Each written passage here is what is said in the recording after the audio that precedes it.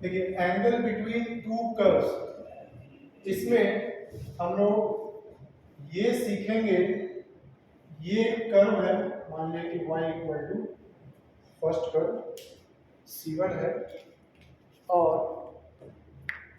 दूसरा कर्व है y equal to ये है C2। ठीक, तो दो कर्व्स के बीच का एंगल, ठीक है। देखो दो कर्व्स के बीच का एंगल, तो एंगल बनने के लिए तो स्ट्रेट लाइन होना चाहिए, तब तो एंगल बनेगा ना यार। एंगल बिटवीन टू कर्व्स का मतलब क्या हुआ कि एंगल फॉर्म होने के लिए सबसे पहली कंडीशन तो क्या है कि स्ट्रेट लाइन होना चाहिए। कर्व के बीच में तो कोई लाइन डिफाइंड नहीं है अभी तक। तो एंगल बिटवीन टू कर्व्स का मतलब क्या हुआ?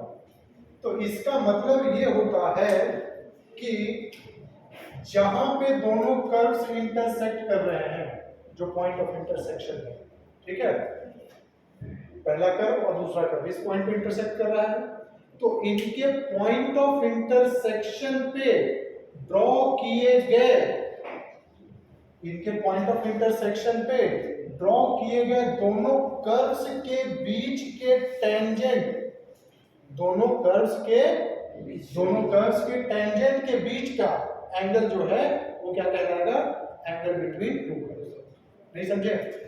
ये पॉइंट ऑफ इंटरसेक्शन है, कर्व C1 का टेंजेंट ये हुआ, T1 लिख देता हूं मैं, ठीक। कर्व C2 का टेंजेंट ऐसे करके ये हुआ, समझ में आ गया? तो इन दोनों टेंजेंट्स के बीच का जो एंगल है थीटा, इसी एंगल को हम क्या कहेंगे? Angle between the two curves. ठीक है, समझ में आया? फिर से ध्यान से सुनो, एंगल बिटवीन टू कर्व्स का मतलब क्या हुआ? Angle between their tangents, angle between their tangents, यहां T1 और T2 है, ठीक है, eight the point of their intersection. जिस पॉइंट पे दोनों कर्व्स इंटरसेक्ट करेंगे, उस पॉइंट पे दोनों कर्व्स का टेंजेंट ड्रॉ करेंगे। जो दोनों टेंजेंट के बीच का एंगल होगा, वही उन दोनों कर्व्स के बीच का एंगल कहलाएगा। क्लियर हो गया? कोई प्रॉब्लम है यहाँ पर? ठीक है ना, समझ में आ गया ना? अब देखिए, एंगल बिटवीन टू लाइंस का फॉर्मूला आप लोगों ने 11th क्लास में पढ़ा था। भाई tan थीटा क्या होता था? m1 minus m2 upon 1 plus m1 m2 होता था कि नहीं? है? ठीक, देखिए शुरू से ही मैं बता रहा हूं कि टेंजेंट एंड नॉर्मल में पूरा कोऑर्डिनेट ज्योमेट्री ही अप्लाई होता है।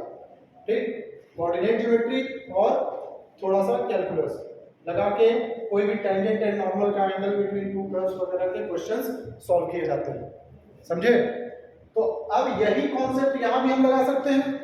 ठीक, तो बताओ tan थीटा क्या आ जाएगा? अब कैलकुलस में टेंजेंट एंड नॉर्मल में मैंने स्लोप निकालने के लिए क्या बताया है? भाई फर्स्ट वाला जो कर्व होगा उसका dy अपॉन dx निकाल दो, सेकंड वाला जो कर्व होगा उसका dy अपॉन dx निकाल दीजिए, upon 1 plus dy upon dx of first curve और dy upon dx of second curve. समझ में आ गया? इसमें कुछ भी नई बात मैंने नहीं बताई है, 11th क्लास वाला ही कॉन्सेप्ट यूज हुआ है एंगल बिटवीन टू लाइंस का। ठीक, वहां पे स्लोप हम लोग tan थीटा या y2 minus y1 upon x2 minus x1 से निकालते थे। यहां पे हमारा स्लोप जो है कैसे निकलेगा? dy अपॉन dx करके निकलेगा। ठीक, फिर से वही बात, जब लाइंस पैरेलल हो या कोइंसिडेंट हो तो m1 इक्वल टू m2 होता है, यानी कि dy upon dx of first curve will be equal to dy upon dx of second curve. अच्छा, dy upon dx of का मतलब क्या? उस पॉइंट पे, ठीक है, क्योंकि dy upon dx किसी एक पॉइंट पे निकालते हैं तब हमें स्लोप देगा। ठीक है, चलिए अब यहां पे एक बात और जान लीजिए, जब m1 m2 यानी कि dy upon dx at the point of intersection दोनों कर्व का अगर -1 आए तो इसका मतलब क्या होगा? Curves are perpendicular. तो कर्व्स आर परपेंडिकुलर कहो या ऑर्थोगोनल भी कहा जाता है। ठीक है, क्वेश्चंस आपको ऑर्थोगोनल लिख के भी मिलेगा। कोई प्रॉब्लम यहाँ तक समझ में आ गया? फिर से एक बार मैं बता देता हूँ, एंगल बिटवीन टू कर्व्स का मतलब क्या हुआ? जहां पे दोनों कर्व इंटरसेक्ट करेंगे। अब कहां पे इंटरसेक्ट करेंगे ये निकालना पड़ेगा, ठीक है? कहां पे इंटरसेक्ट करेगा कर्व ये निकालना पड़ेगा। निकलेगा कैसे? उनको साइमल्टेनियसली सॉल्व करके। और कैसे निकलेगा? पीछे कई क्वेश्चन हम लोग किए हैं, ठीक है ना? तो पॉइंट ऑफ इंटरसेक्शन पहले निकालना है साइमल्टेनियसली सॉल्व करके। फिर जब पॉइंट आएगा तो उस पे पहले वाले कर्व का स्लोप, फिर दूसरे वाले कर्व का टेंजेंट का स्लोप, फिर दोनों के बीच में एंगल का फॉर्मूला लगा देना जो 11th में पढ़ा था। समझे? यही वाला फॉर्मूला लगा, कुछ भी इसमें नया नहीं होता है, ठीक? कर्व्स जब 90 डिग्री पे इंक्लाइंड होंगे, राइट एंगल पे होंगे, परपेंडिकुलर होंगे, तो आप क्या कहेंगे कि कर्व्स आर ऑर्थोगोनल। समझ में आया? किसी को कोई दिक्कत? हाँ भाई उदय, तो इसको जरा जल्दी से लिखिए तो आप। क्वेश्चन नंबर 22 है अपने पास। Find the angle of intersection of the curves xy equal to 6 and x² y is equal to 12। दो कर्व्स अपने पास दिए हुए हैं, इन दोनों कर्व्स के बीच का एंगल फाइंड करना है जरा, ठीक है ना? तो उसके लिए तो सबसे पहले हमें पॉइंट ऑफ इंटरसेक्शन निकालना पड़ेगा, जैसा कि मैंने बताया था भाई। जब पॉइंट मिलेगा तभी तो उस पॉइंट पे तुम dy अपॉन dx करके स्लोप निकालोगे। तो सबसे पहले तो पॉइंट ऑफ इंटरसेक्शन निकालते हैं। कोई भी दो कर्व दिए हुए हैं, पॉइंट ऑफ इंटरसेक्शन निकालना है। पॉइंट ऑफ इंटरसेक्शन कैसे निकलेगा? दोनों को साइमल्टेनियसली सॉल्व करके, ठीक? साइमल्टेनियसली सॉल्व करने का मतलब क्या होता है? y is equal to 6 upon x लिखते हैं यहाँ से। इस y की वैल्यू सेकंड में रख दो या x का वैल्यू निकाल के सेकंड में रख दो, यही होता है, ठीक? तो x स्क्वायर, y को मैंने 6 अपॉन x रख दिया, तो ये कितना हो गया? 12। तो ऐसा लगता है कि x इज इक्वल टू क्या आ गया? 2 आ गया, ठीक? x को 2 मिलते ही y कितना मिल गया? 3। यानी कि पॉइंट ऑफ इंटरसेक्शन जो है आपका 2,3 आ गया। इसमें तो कोई प्रॉब्लम नहीं होना चाहिए किसी को। सही जैसा लग रहा है? अब first curve y is equal to 6 upon x है, तो dy अपॉन dx क्या हो जाएगा? -6 अपॉन x स्क्वायर हुआ। इसको मैं m1 अगर कह दूं तो -6 और x का वैल्यू भी रख देते हैं, तो -3 अपॉन 2 हो गया कि नहीं हो गया? किसी को कोई तकलीफ यहां तक? चलिए, अब ये 2x into y plus x square into y dash equal to 0 कर दें। ऐसे डिफरेंशिएट कर देते हैं। ऐसे करें या एक्स स्क्वायर नीचे डिवाइड करके करें, एक ही बात है। एक्स वाई अपने पास दोनों है ही, तो क्या टेंशन है, ठीक? 2 इंटू एक्स, तो 2 इंटू 2 हो गया 4, वाई हो गया कितना? 3, एक्स स्क्वायर यानी 4 into y dash is equal to क्या? 0। तो वाई डैश लगता है कि -3 आ गया। तो m2 कितना मिला तुम्हें? -2, ठीक है ना? तो अब एंगल दोनों के बीच का निकाल सकते हो आप। तो tan थीटा कितना हो जाएगा? m1 - m2, ये m1 हो गया, ये m2 हो गया, तो -3/2 3 अपॉन 1 प्लस -3/2 इंटू कितना? -3, ठीक है? तो कितना हो गया? 9/2 तो ऊपर हो गया और 1 प्लस 9/2 नीचे हो गया। तो ऐसा लग रहा है कि 9/11 आएगा। क्या? tan थीटा आया, तो थीटा कितना हो गया भाई? tan इनवर्स 9/11, ठीक? ये एंगल आ जाएगा, ठीक है? गुप्ता जी समझ गए? तो बहुत आसान था, इतना खुश होने की जरूरत नहीं है, बहुत इजी वाला क्वेश्चन था। अगला क्वेश्चन करो तब समझ में आएगा, और उसके बाद एक और क्वेश्चन करेंगे। इसमें कितना? 23 हो गए ना। 2-3 क्वेश्चंस कराऊंगा, फिर कल की क्लास में सब टेंजेंट, सब normal, length of normal, length of tangent, ये सब सीखेंगे, ठीक है? चलिए, जब तक 23 वाला ट्राई कीजिए। देखिए, find the angle between the parabolas y square equal to 4x and x square is equal to 4a1। तो फिर से वही काम करना है, सबसे पहले पॉइंट ऑफ इंटरसेक्शन निकालना होगा, ठीक है? तो पॉइंट ऑफ इंटरसेक्शन के लिए देखिए, y square is equal to 4ax है, मैं x को वाई स्क्वायर अपॉन 4a लिख लूं है। ये वाला वैल्यू सेकंड कर्व में रख देते हैं। सेकंड कर्व है x square is equal to 4a1, x की वैल्यू यहां रख देंगे तो y का power 4 upon 16a square minus 4by equal to 0। सही है ना? तो यहां से जरा देखिए y एक तो कॉमन आ जाएगा तो y cube upon 16a square minus 4b is equal to 0। तो y इक्वल टू 0 और y cube minus 64a square b equal to ये 0 होगा कि नहीं होगा? तो एक तो पॉइंट ये मिला तुम्हें, यहां से y कितना मिल जाएगा 64a स्क्वायर b का पावर 1/3। यह गलत है? सही है ना? अब देखिए y 0 मिला और y क्या मिला भाई 64 का क्यूब तो 4 हो जाएगा और a का पावर 2/3 और b का पावर 1/3। ये लिख दें?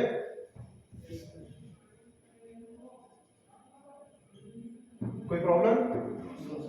ठीक। और वैसे भी आप लोग जानते हो ये पैराबोला है, एक पैराबोला इस तरफ है एक इस तरफ है तो 0 0 पे तो कट करता ही था ना।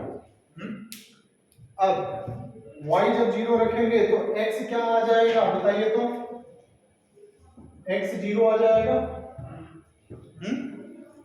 कोई प्रॉब्लम? अब यहां पे x क्या आएगा y का स्क्वायर यानी 16 और a का पावर 4/3 b का पावर 2/3 नीचे 4 into a तो x क्या मिला 4 a का पावर 1/3 और b का पावर 2/3। ठीक। देखिए तो पॉइंट्स आपको क्या क्या मिले, एक तो 0 0 मिल गया। ठीक ठीक। अब जरा देखो 0 0 0 पे एक वाले पैराबोला का टेंजेंट एट वर्टेक्स क्या होता था 0 0 पे y एक्सिस होता था, एक का x एक्सिस होता था। तो यहाँ पे 90 डिग्री एंगल बनेगा, इसमें बहुत ज्यादा मेहनत करने की जरूरत नहीं है। कोई तकलीफ इसमें किसी को? हाँ जी प्रांजल समझ में आ गया ना? देखो 0 0 पे एक टेंजेंट क्या बन रहा है y एक्सिस, एक कर्व का इसका पहले वाले कर्व का, ये दूसरा कर्व है तेरा पे। तो पहले वाले कर्व का टेंजेंट 0 0 पे क्या है वही टेंजेंट एट वर्टेक्स है, पैराबोला मैंने पढ़ाया हुआ है।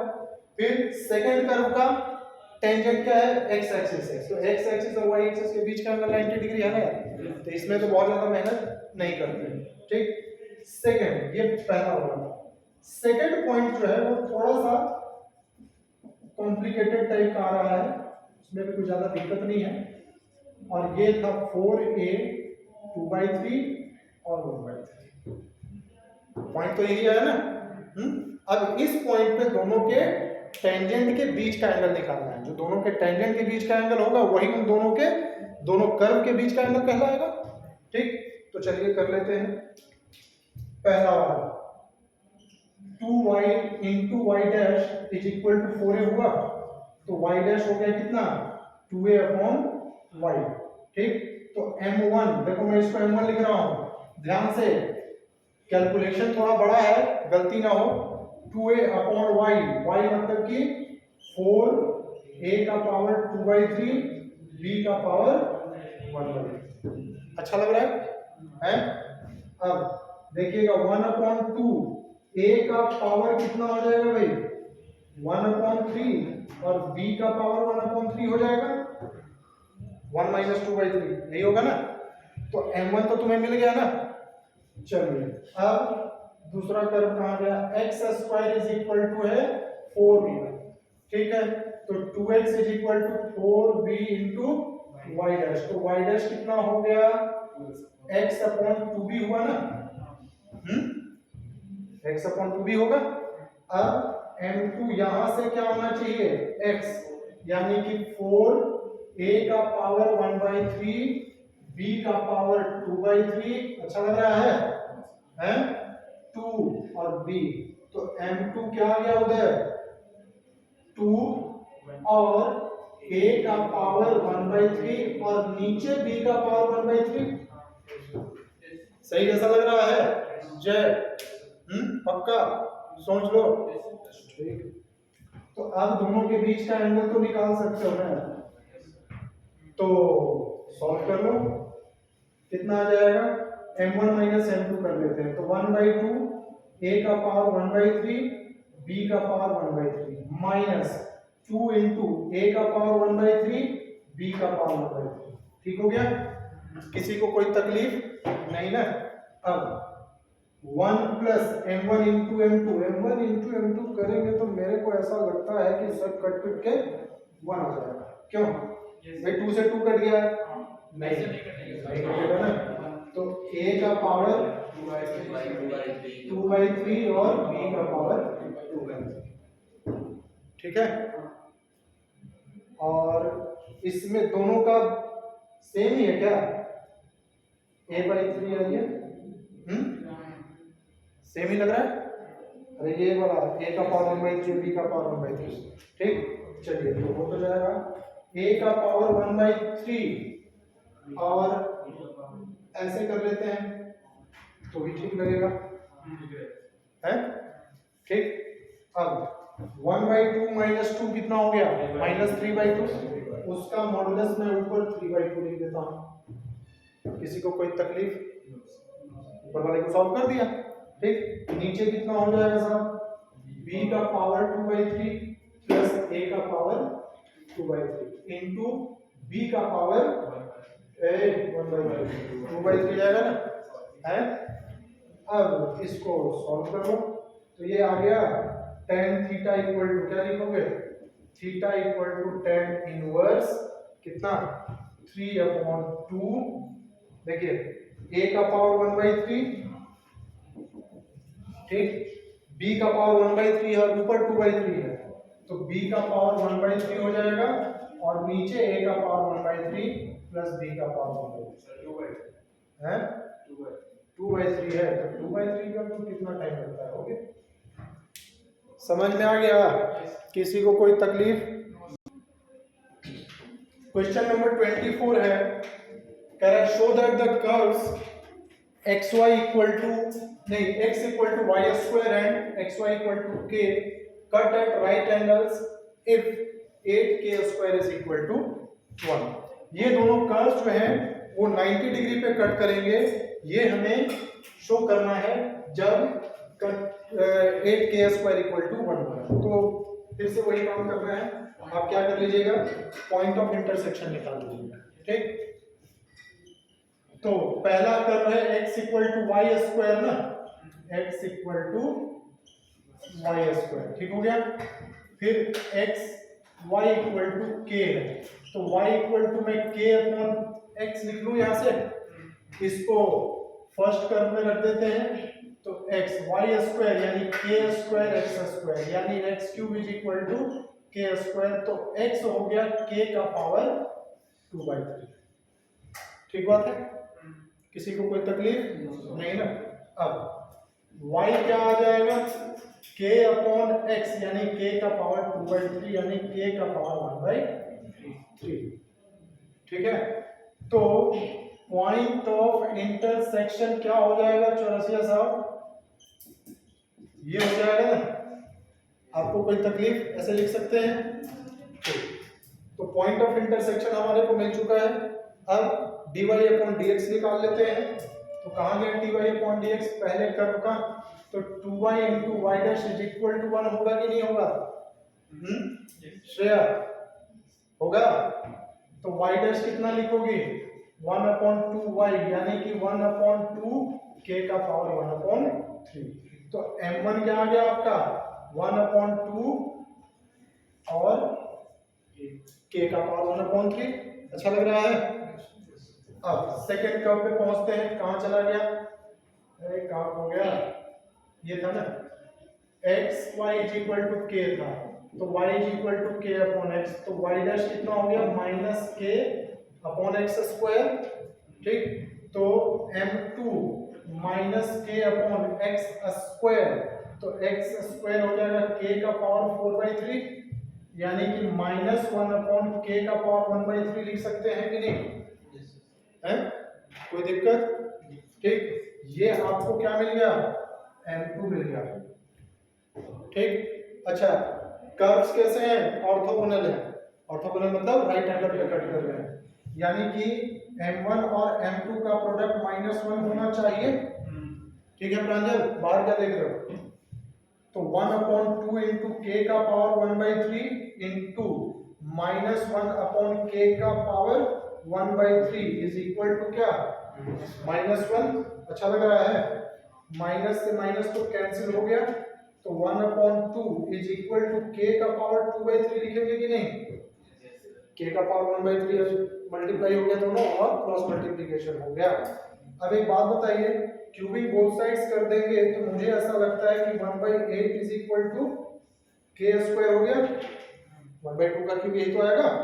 अब 8k square is equal to क्या, 1। किसी को कोई तकलीफ, ऐसे लिख सकते हैं, तो यही तो प्रूव करना था लगता है, तो हो गया।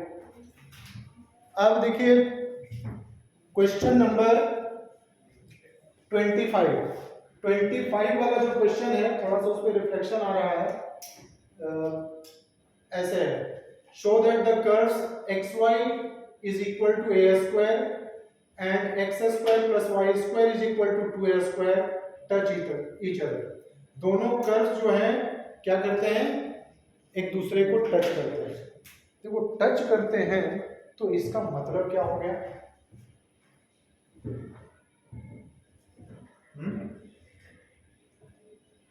दोनों कर्व्स जैसे देखो, एक है मेरे पास सर्कल ये और दूसरा एक पैराबोला है ये, दोनों टच कर रहा है। हाँ, एक ही टेंजेंट होगा, मतलब कॉमन टेंजेंट होगा, यानी कि हम ऐसे भी समझ सकते हैं इसको कि दोनों के पॉइंट ऑफ कांटेक्ट पे, दोनों के पॉइंट ऑफ कांटेक्ट पे जो दोनों का टेंजेंट निकालेंगे वो कोइंसिडेंट होगा। कोइंसिडेंट होगा का मतलब दोनों का स्लोप बराबर होगा, m1 = m2 आ जाएगा, तो काम हो जाएगा। ठीक, तो मैं ही करूं, तुम लोग तो करोगे नहीं है, करोगे? अच्छा देखते हैं। देखिए xy = a स्क्वायर, सबसे पहले पॉइंट ऑफ इंटरसेक्शन निकालना है। y क्या करते हैं, a² x रख लेते हैं, यही होगा ना फर्स्ट कर्व से। फिर x² प्लस y², तो कितना हो गया भाई, a का power 4 x² is equal to 2a²। तो ये x का power 4 minus 2a² x² plus a का पावर 4 इज इक्वल टू 0 हो गया। तो ये ऐसा लग रहा है कि x² माइनस a² का होल स्क्वायर है, क्यों, तुम लोगों को भी लग रहा है कि नहीं है? अच्छा, तो x² इज इक्वल टू क्या आ गया, a²। तो x इज इक्वल टू क्या लिख सकते हैं, a लिख सकते हैं, या प्लस माइनस a लिखें,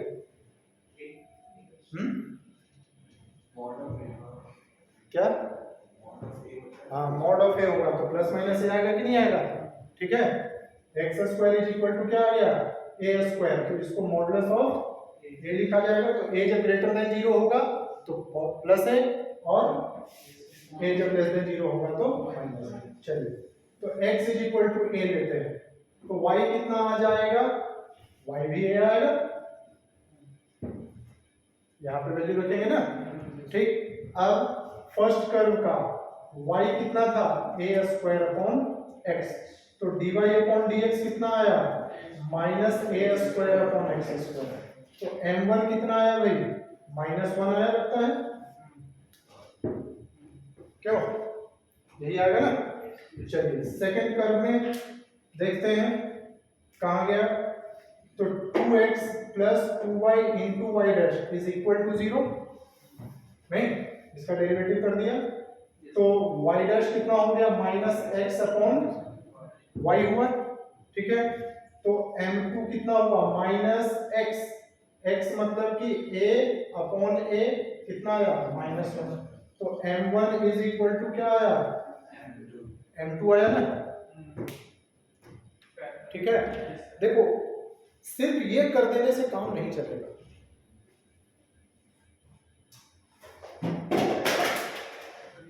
ठीक, टेंजेंट का इक्वेशन भी निकालना होगा, ठीक है ना। तो टेंजेंट का इक्वेशन निकाल लीजिए, 2 मिनट का काम है। y minus a minus 1 into x minus a, तो y plus x is equal to, लगता है कि 2a आ गया ना, टेंजेंट का इक्वेशन भी पूछा था ना, लगता है नहीं पूछा नहीं था, अच्छा फिर शो करना था, तो इधर ही काम चल गया, हो गया ना। ठीक, तो आज के लिए इतना ही, बाकी कल के क्लास में मैं 25 क्वेश्चंस हो गए हैं, 2-4-5 क्वेश्चन और सब्जेक्टिव के करवाऊंगा, एंड फिर प्रीवियस ईयर्स के क्वेश्चंस करेंगे, और length of tangent, length of normal, length of सब टेंजेंट, लेंथ ऑफ सब नॉर्मल, जो कि जेई पॉइंट ऑफ व्यू से बहुत ज़्यादा इंपॉर्टेंट है, समझे।